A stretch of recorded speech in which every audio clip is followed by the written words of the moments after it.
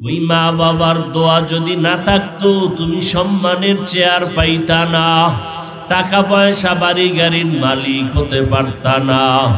আজকে অনেক সন্তানের কারণে মা বাবা চোখের পানি ফেলে কত কান্না কাঁদে। ওই সন্তান টাকা পয়সা পাইয়া মা চিনে না, বাবাও চিনে না। ওই সন্তান টাকা পয়সার মালিক হইয়া মা বাবার খোঁজ খবর রাখে না। ও সন্তান, ওই মা যদি একবার দুঃখ করিয়া বরদোয়া করে তোমার কপাল নষ্ট হয়ে যাবে। ও সন্তানেরা, ওই মা বাবাকে কষ্ট দিও না। আজও সন্তানের মা পাহাড়ের নিচে দাঁড়াইয়া সন্তানটাকে ডাকতেছেন। হাদিসে পাকে আমার নবী বনি ইসরাইলের ঘটনা শুনাইতেছেন। সন্তান আজও নামাজে দাঁড়ানো চিন্তায় পড়ে গেল। নামাজের ভিতরে দাঁড়াইয়া আমি আমার মাওলার ডাকের সাড়া দিব না মায়ের ডাকের জবাব দিব। সন্তান সিদ্ধান্ত নিল, আজও আমি মাওলার ডাকের সাড়া থেকে পিছনে যাব না। মা যতই ডাক দেখ না কেন, আমি মায়ের ডাকে সাড়া দিব না। আজও মা সূর্যের গরমে দীর্ঘ টাইম কষ্ট করে দাঁড়াইয়া সন্তানের সাড়া না পাইয়া মা কষ্ট নিয়ে বাড়ির মধ্যে রওয়ানা। বিদায় বেলা যায় আর বলে, ও সন্তান তুমি ইবাদত করো, আমি মা চলে গেলাম, আর তোমারে আমার প্রয়োজন নাই রে বাবা। মা কষ্ট নিয়ে বাড়ি চলে গেলেন। দুদিন তিন দিন কিন্তু মায়ের অন্তরে মানাইতে পারে না। সন্তানের কথা যখনই মনে পড়ে মা অঝোর দাঁড়ায় কান্না করে। ও দয়ার মালিক, ওই সন্তানের তো বুঝাইতে পারি না আমি মায়ের মনে কত কষ্ট। এইবার মা শেষ আর একবার সিদ্ধান্ত নিলেন, আমি এই শেষবারের মতো আবার যাব, সন্তানের গিয়া কলিজা ভরে ডাকবো। সন্তান দেখিনি শেষবারের মতো আমার মোহাব্বতে আইসা সাড়া দেয়। তৃতীয়বারের মতো মা ঘর থেকে বের হইয়া রওয়ানা। ও যুবক বাবারা, ভালো করিয়া বুঝো, আজকে চিন্তা করিয়া দেখো না রে বাবা, ওই মায়ের অক্লান্ত কষ্টের বিনিময়ে আজকে তুমি পরীক্ষায় ভালো নাম্বার পেয়েছো। ওই মা বাবার চোখের পানি আর দোয়ার কারণে তুমি আজকে লেখাপড়ায় পাশ করেছো। আজকে তোমার এত সম্মান মা বাবার দোয়ার কারণে রে বাবা। অথচ সন্তানেরা একটু ভাবিয়া দেখো, এই বয়সে মা বাবাকে কত কষ্ট দিয়েছো, মা বাবারে কত ধমক দান। ওই মা বাবারে ভুলিয়া যাইও না রে বাবা, মা বাবারে কষ্ট দিও না রে বাবা। ওই মা বাবার দোয়া নেওয়ার চেষ্টা করিও। ওই মা বাবা দোয়া করলে আরশে আজিমে পৌঁছতে কোনো পর্দা থাকবে না। আল্লাহর বান্দি সন্তানের মহব্বতে পড়িয়া তৃতীয়বারের মতো রওয়ানা। সন্তান কোথায় একটা নজর দেখবো, কলিজা ঠান্ডা হয়ে যাবে। মা সন্তানকে পাওয়ার জন্য, দেখার জন্য শেষবারের মতো রওয়ানা হয়ে গেল। সূর্যের গরম, পাহাড়ের পাদদেশে গিয়া মা দাঁড়াইলেন। দাঁড়াইয়া আবার আগের মতো ডাকতেছে, ও আমার কলিজার সন্তান, শেষবারের মতো আসছি রে বাবা। আমি তোমাকে না দেখলে আমার কলিজা ঠান্ডা হবে না। একটু নিচে নেমে এসে মায়ের চেহারার সাথে একটু দেখা করায়া যাও। সন্তানকে মা আজও এমন সময় ডাক দিলেন যেই সময় সন্তান নামাজের ভিতরে মশগুল। সন্তান চিন্তায় পেরেশান হয়ে গেল, মায়ের ডাকে আমি কি নিচে যাব না নামাজ শেষ করব। সন্তান আজও সিদ্ধান্ত নিল মায়ের ডাকে সাড়া না দিয়া নামাজ ছাড়ব না, নামাজের ভিতরে মশগুল হয়ে যাব। ইসলামের আইন হলো নফল নামাজ যদি পড়ো, মা যদি বারবার ডাক দেয়, নামাজ তুমি ছেড়ে দিয়া মায়ের ডাকে সাড়া দাও। কারণ মা যদি আবার কষ্ট পাইয়া চোখের পানি ছেড়ে দেয়, সন্তান যত টাকার মালিক হও না কেন, যত গাড়ি বাড়ির মালিক হও না কেন, মায়ের বরদোয়ার সাথে সাথে কবুল হয়ে যাবে, তোমার কপাল পুড়িয়া যাবে। টাকা পয়সা তোমাকে বাঁচাইতে পারবে না, ক্ষমতায় বাঁচাইতে পারবে না। ওই মা বাবার অন্তরে যেন কষ্ট না যায়, এই জন্য ইসলামের আইন হলো নফল নামাজেও যদি দাঁড়াও, মা বাবায় যদি কলিজা ভরিয়া বারবার ডাকে, তাড়াতাড়ি নামাজ সারিয়া সারা দাও, মা বাবা যেন কষ্ট না পায়। এরে নবীর উম্মতের দল ও যুবকের দল, আজও সন্তান মায়ের ডাকে সাড়া দেয় না। আজকে মা অনেক কষ্ট পেয়ে গেল। 3টা দিন আসলাম, একটা দিন সন্তান আমার ডাকে সাড়া দিল না। আজকে মা এত ভীষণ কষ্ট পাইয়া চোখের পানি ছেড়ে কান্না শুরু করলেন। সর্বশেষ মা নিরুপায় হইয়া কষ্ট নিয়া বাড়ির দিকে রওয়ানা। আজকে বাড়িতে যায় আর মনে মনে আমার মাওলার কাছে একটু বরদোয়ার মতো কথা বলেই ফেলল। তেমন কঠিন কথা না, হালকা ভাবে বলল, ও আসমানের মালিক, 3টা দিন আমি মহিলা মানুষ ঘর থেকে কষ্ট করে হেঁটে হেঁটে আসলাম, সূর্যের গরমের মধ্যে আসিয়া 3টা দিন ডাকলাম, আমার সন্তান একবারও সাড়া দিল না। ও আল্লাহ, তোমার কাছে হালকা ভাবে বিচার দেই, তোমার এই বান্দাটাকে মরণ দিবা না যতক্ষণ পর্যন্ত একটা জিনাকারিনী অবৈধ নারীর চেহারা দেখবে না, ততক্ষণ আমার সন্তানটার মরণ দিও না। অর্থাৎ একটা জিনাকারিনী নারীর চেহারা দেখাইয়া তারপরে মরণ দিও। মা বেশি কঠিন বরদোয়া করে নাই। যদি মা বলতেন জিনা না করাইয়া কবর দিও না, তাহলে আরো মারাত্মক হয়ে যাইত। কিন্তু আল্লাহর খাস বান্দাদের জন্য এটাও বড় কঠিন। একটা জিনাকারিনী বেগানার চেহারা দেখা বড় খারাপ কথা। মা এই কথা বলিয়া বাড়িতে রওয়ানা। আমার মাওলার আদালতে মায়ের দোয়াটা কবুল। 1 সেকেন্ড আর দেরি হয় নাই, এই মায়ের দোয়া কবুল হয়ে গেল। এলাকার ভিতরে সুনাম ছড়ায় গেল। মানুষে কথা বলতেছে, আমাদের বনি ইসরাইলের ভিতরে এত বড় আল্লাহওয়ালা আর নাই। বলে কেমন? বা 1টা সেকেন্ড আল্লাহর ইবাদত ছাড়া কাটায় না। কোথায় কাটায়? পাহাড়ের চূড়ায় উঠিয়া আল্লাহর ইবাদত করে। ওই বলতে বলতে পুরা এলাকায় ছড়ায় গেল তার সুনাম। ওই এলাকায় একটা সুন্দরী নারী ছিল, অত্যন্ত চেহারাওয়ালা। ওই মহিলা ডাক দিয়া কয়, তোমরা কার এত গুণগান গাও? বলে আমাদের বনি ইসরাইলের সন্তান পাহাড়ের চূড়ায় ইবাদত করে, 1টা সেকেন্ড ইবাদত ছাড়া খালি যায় না, এবং সে কোনো গুনাহ করে না, গুনার দিকে নজরও দেয় না। ওই মহিলা ডাক দিয়া কয়, তোমরা যতই গুণগান গাও, আমি একজন নারী, তারে গুনার দিকে নিয়ে যাইতে পারবো। আমার চেহারাটা দেখলেই সে পাগল হয়ে যাবে। এইবার সবাই কয় পারবা না। মহিলা কয় চ্যালেঞ্জ দিলাম, আমি পারবো। ওই বান্দাকে আমি আমার দিকে নজর ফিরাইতে, আর আমার দিকে যখন নজরটা ফিরে যাবে, ইবাদতের লাইন কেটে যাবে। বেগানার দিয়ে তাকাইলে মাওলা কলবের দরজা বন্ধ করে দেয়। আল্লাহ আমাদের নজরকে হেফাজত করার তৌফিক দান করেন, বলেন আমিন। আল্লাহর বান্দি সুন্দরী নারীটা পাহাড় বেয়ে বেয়ে উপরে চলে গেল। অনেক মানুষ দেখার জন্য ভিড় জমায়ে গেল।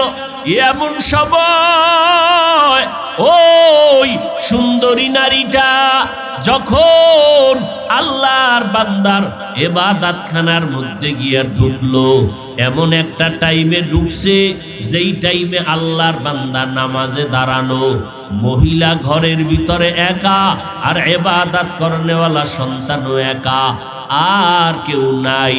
মহিলার দিকে আকর্ষণ বাড়ানোর জন্য, মহিলার চেহারার দিকে নজর নেওয়ার জন্য যত ধরনের সিস্টেম করা দরকার ওই মহিলা তাই করলো।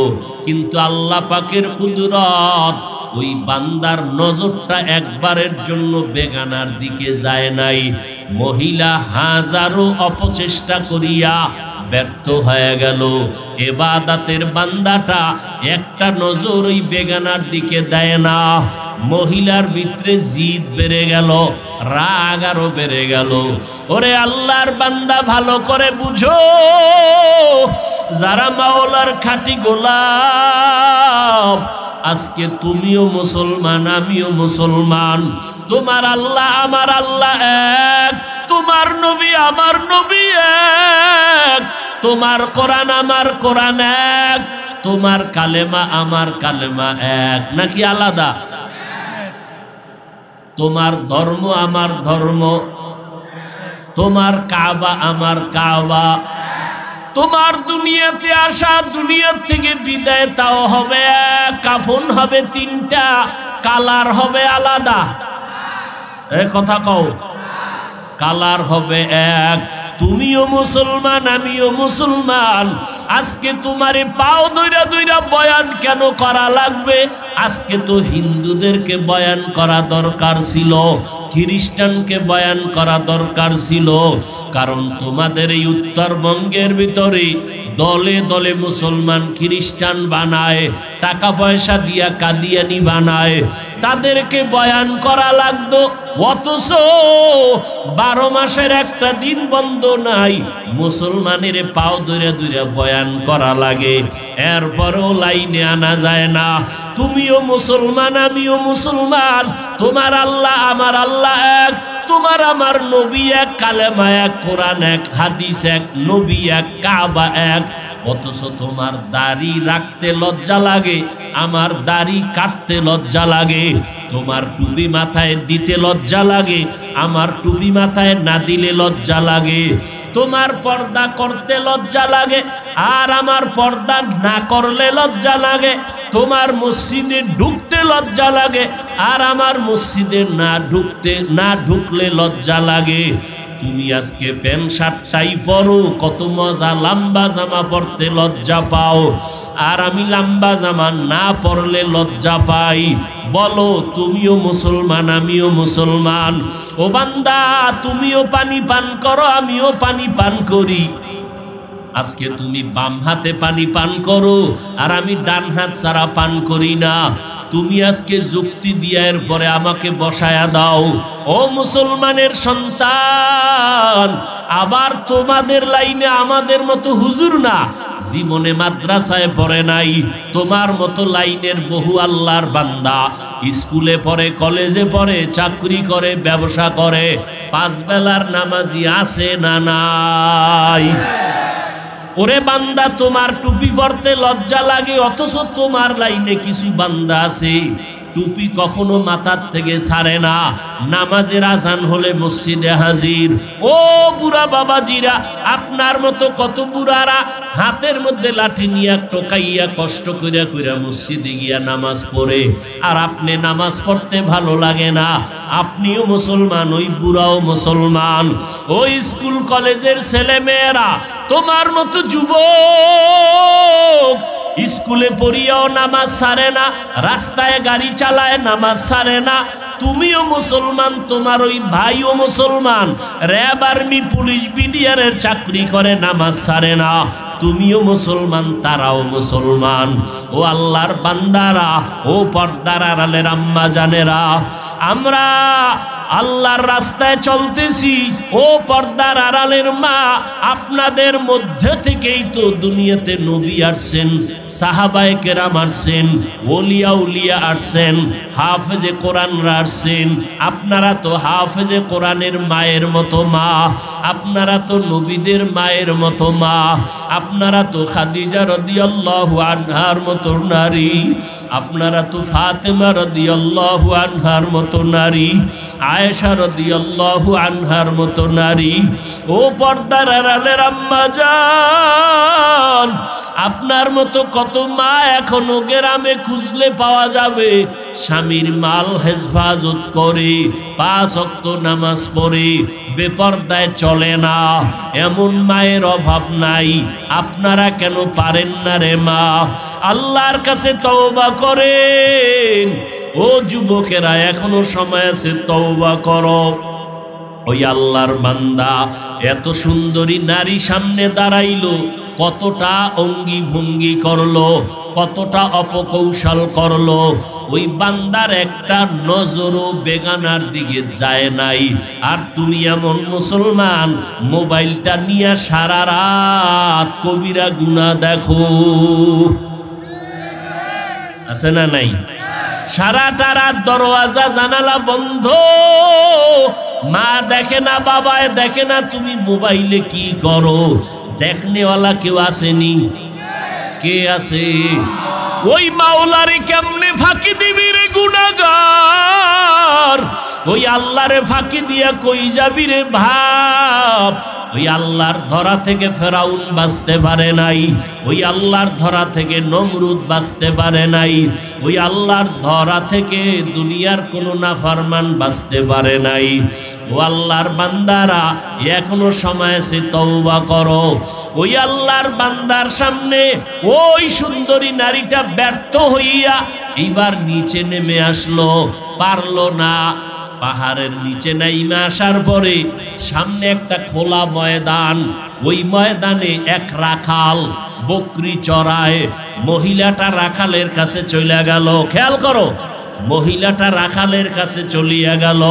ওই রাখালের ধোকা দিয়া এমন ভাবে আকৃষ্ট করলো, রাখালের সাথে তার জিনা হয়ে গেল। জিনার মধ্যে একটা বাচ্চা গর্ভে চলে আসলো। ওই বাচ্চাটা গর্ভে ধারণ করলো। বৈধ না অবৈধ?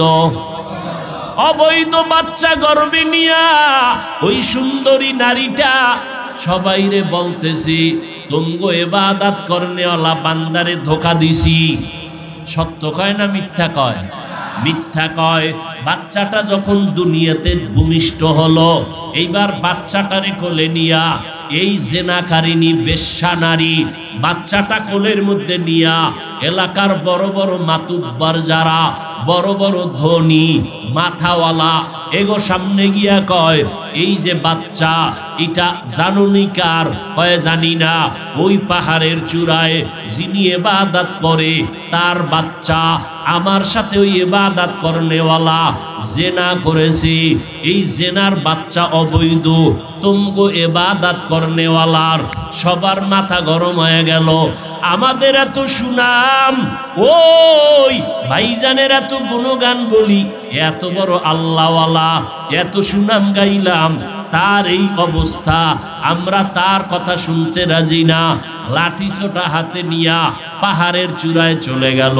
পাহাড়ে উঠিয়া এবার তার ঘর ভেঙ্গে দিল।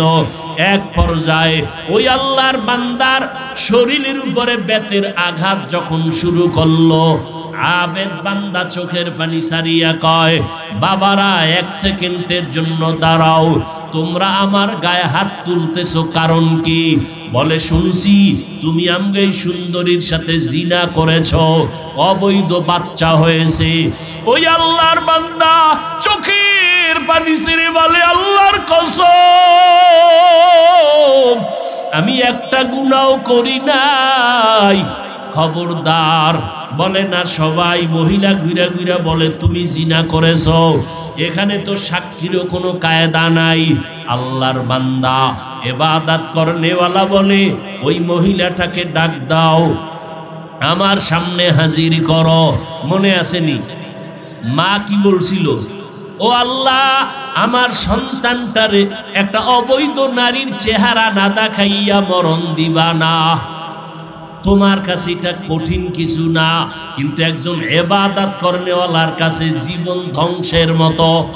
বেগানার নজর দেওয়া, একটা জেনাকারিনীর চেহারা দেখা, এটা ইবাদতের লাইন কাইটা যাওয়ার কারণ। এটা তোমারে তো বুঝানোই যাবে না। ওই আল্লাহর বান্দার জন্য মা বলেছিলেন, জেনাকারিনীর চেহারা না দেখাইয়া আমার সন্তানের মরণ দিবা না। এইবার মায়ের দোয়া কবুল হচ্ছে, সবাই দৌড়াইয়া গেল।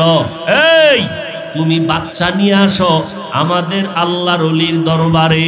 তার সামনে দাঁড়াইয়া তুমি বলতে পারবানি? হ্যাঁ বলবো। চলো চলো।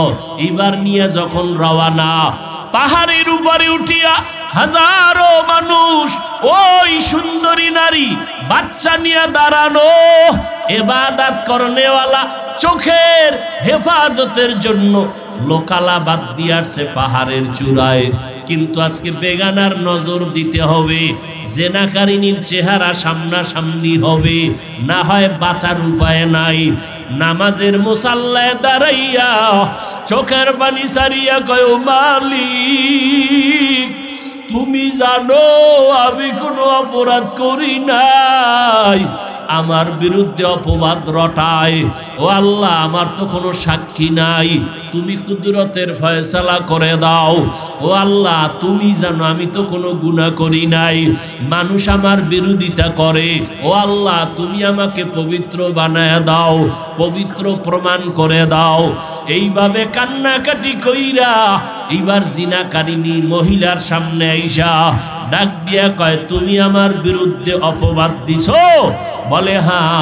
কি দিছো? কয় বাচ্চা তোমার, দে বাচ্চা আমার হাতে দে।